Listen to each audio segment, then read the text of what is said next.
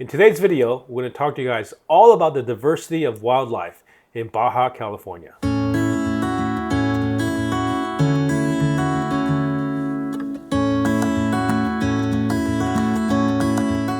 What's up, everybody? My name is Dan. Welcome to Freely Roaming. And I'm Arlene. Baja, California, a lot of it is desert. And when people think about desert, they think about places that are devoid of life. Often. The only reason that I can imagine why people think that is because of cartoons people watch as a kid, right? A lot of it depicts like the Sahara Desert. If you watch Disney's Aladdin, you know, it was like camels walking on. Those are the more lifeless type of deserts that exist. Especially in that part of the world, in the Middle East and in Africa. Or when it's super hot and all the animals are hiding. Yeah, and you just don't see them.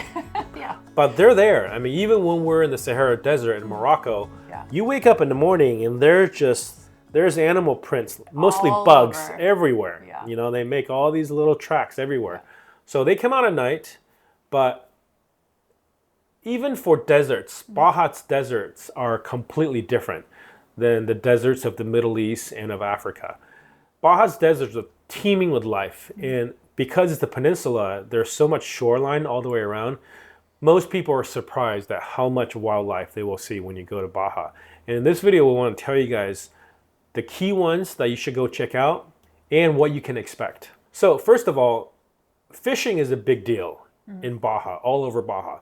Anywhere from Rosarito, Ensenada on the Pacific side, there's big sport fishing activities that you can do, go out there. Whale watching, you can do stuff, you know, like go out on a boat to do whale watching.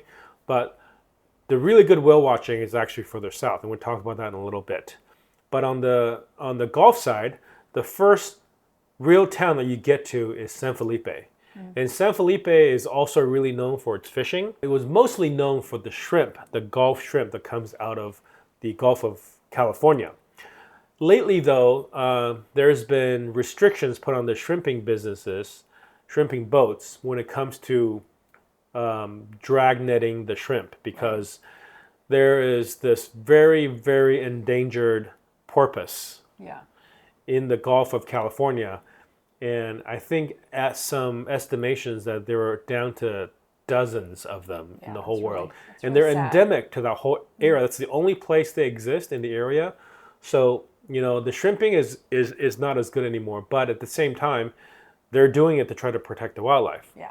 You will see dolphins and porpoises out there, but the times that we've seen them, I don't know that if they're the endangered kind. It'd be really cool if it did, like, oh, we saw the magical. There's only so many of them. What are they called, the Vaquitas? They're called the Vaquitas, and they're well known. They're well known all over Baja for being unique to their ecology, and they are very, very rare. So whatever we can to keep them around, that's what we should do. However, you can see also lots of other kind of marine life as well. And one of the most popular things that people do is going down to Baja, going down to the middle of Baja, just past the border between Baja Norte and Baja Sur.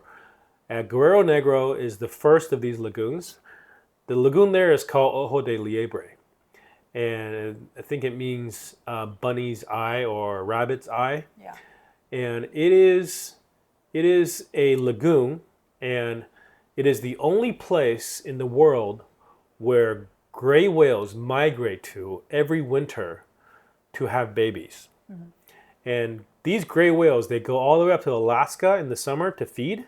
In the winter, they come all the way down to these lagoons in Baja. There's two lagoons that are protected. It's the lagoons at San Ignacio and the lagoons at Ojo de Liebre. These two lagoons are sort of protected by the federal government. You can't even swim in it. Or kayak or take your own boat out. If you want to go see the whales, you have to take the licensed tours that they go, but they're not licensed tours like in huge boats. They're just in these little traditional pangas, and it's these traditional, like, you know, local guys that take you out to go see them. And you're out there maybe like half a dozen people at a time in these panga boats to see these whales. And what's really cool is that they do a really good job of protecting these whales. And in fact, when you're in these two lagoons, There's other places where the whales go that aren't protected that I can't vouch for. But in these two lagoons specifically, only 25% of the lagoon are the boats allowed. So the whales can be anywhere in the lagoon that they want. If they don't want to interact with people, there's 75% of the entire lagoon where they can be. But what's amazing about these gray whales is that they're curious animals. They're really curious marine mammals where they will come to the boat, they'll swim right up to you, and if the moms have babies, they'll often swim up with their babies. And we've been out there on these tours where the moms are literally like nudging the baby towards the boat to come and interact with their the people. heads, and they look at you. And their eyes are about this big. Yeah. It's like a cantaloupe-sized eye. And they open and they look at you, and you're just looking into the eye.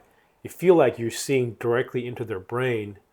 And they're just amazing animals. And it's an unbelievable feeling to be that close to them.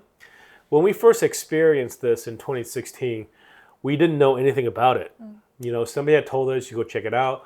So we went to Ojo de Liebre and we paid like $5 US, which included camping. Yeah. And I think it included a beer at the bar, Maybe. which was like unbelievable. Yeah. So, you know, in fact, once you got in at the time, you could camp for as long as you want, but there's no facilities out there. So, you know, you don't stay for very long. And it can get very windy.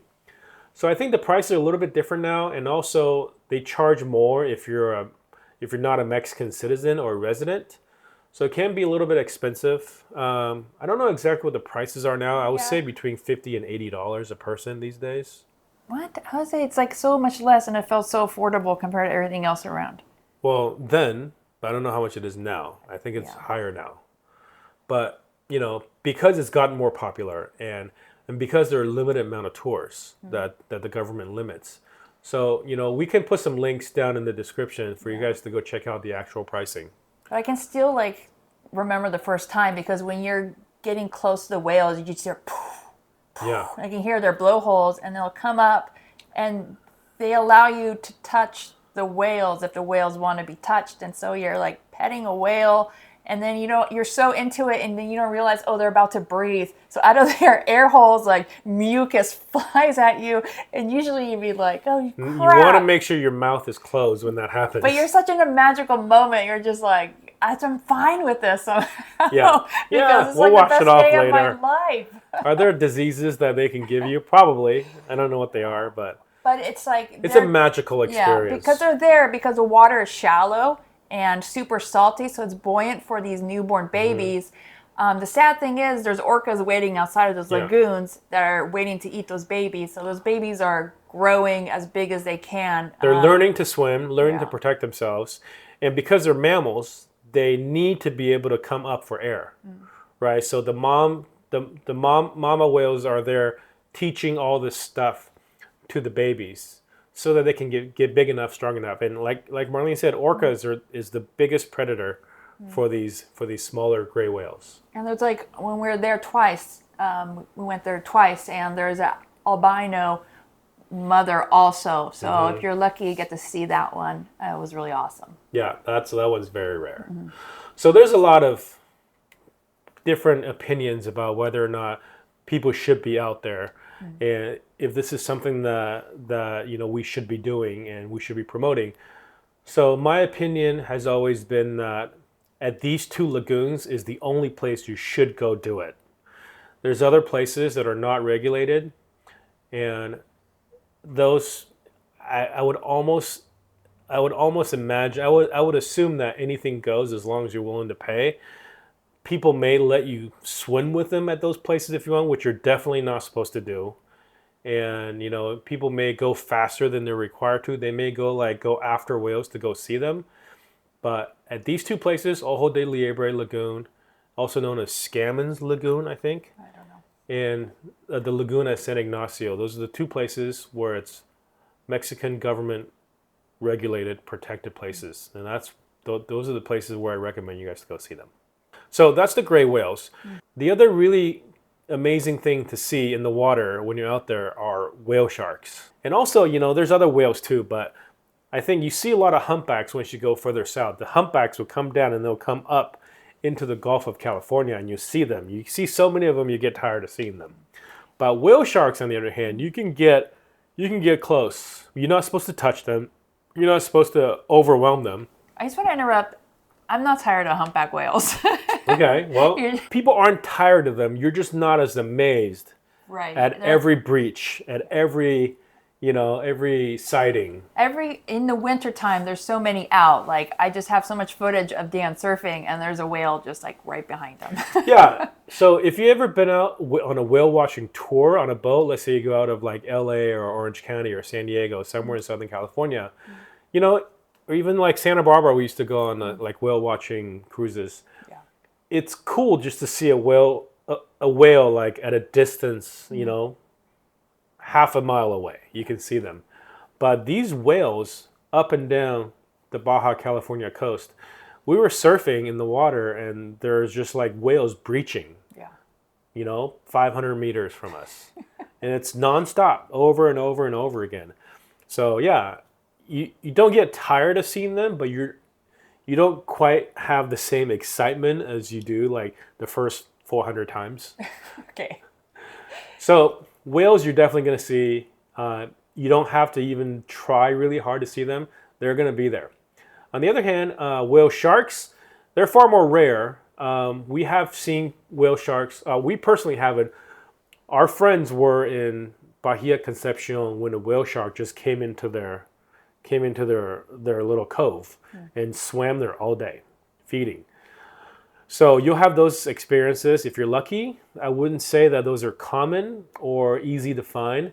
You just have to be at the right place at the right time. However, there are places in Bahia de Los Angeles and also in La Paz, outside of La Paz Bay, common places where a lot of whale sharks go to feed. And the way that these things are regulated is much more stricter than it used to be. I think in 2019, they instituted a lot of regulations because it's becoming more popular to go on a whale shark tour. Boats will take you out to the places where the whale sharks feed, and you can go in the water, but you have to be within a certain distance from it, and only a certain number of people can be nearby a whale shark at any given time. And I think the number is like 5. Yeah, and there's no touching. No touching, right? And they swim way faster than you think they're going to swim. They're massive, right? So you don't think they're going that fast because they're moving kind of slowly. But they're fast. We were kicking as hard as we could. Like, it is so tiring if you're not like used to it. Yeah. So there's only so many times you can jump and swim with them before you're like, I can't do this anymore. But it's also, and if the water's clear, then you can get some, like, it just feels, it's super special. Yeah. Because they're just like polka dotted and there's all these other fish swimming with them, parasitic other creatures. Yeah. Yeah, they are.